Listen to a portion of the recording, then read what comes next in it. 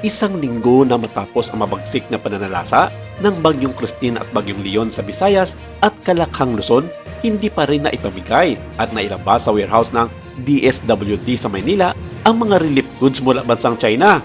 Ito ay pinadala noong nakaraang linggo. Ito itulong para sa mga nasalanta at nabiktima ng nasabing super typhoon mula sa gobyerno ng China.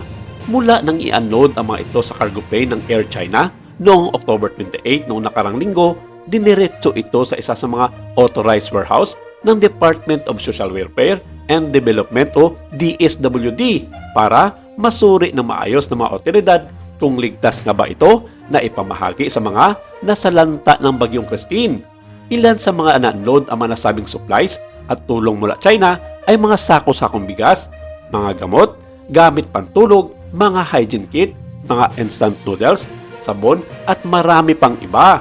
Ilan kasi sa mga instant noodles at bigas ay nakitaan ng kakaibang amoy na agad namang inimbestigahan ng ahensyang may sakop ng mga nasabing relief goods.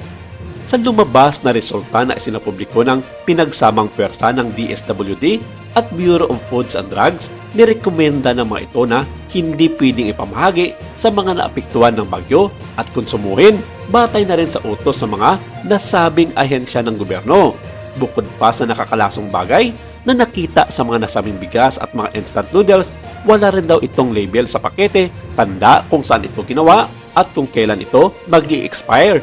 Ikinadismaya ito ng ilang mga grupo na tumutulong sa mga nasabing relief operations sa Kabikulan kung saan naging sentro ito at isa sa mga napuruhan ng Bagyong Christine.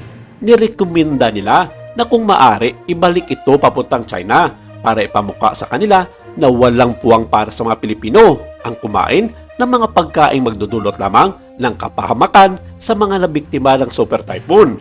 Ayon pa sa mga ito, hindi tapunan ang Pilipinas ng kanilang mga basura at para na rin daw nilalaso ng China ang mga tao sa Pilipinas sa kanilang ginagawa tulad nito.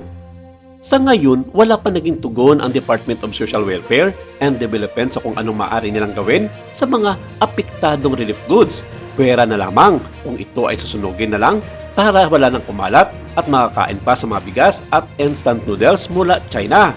Samantala, aabot sa halos 3 bilyong pisong halaga ang napinsala ng Bagyong Christine sa halos 40,000 eskwelahan sa buong bansa.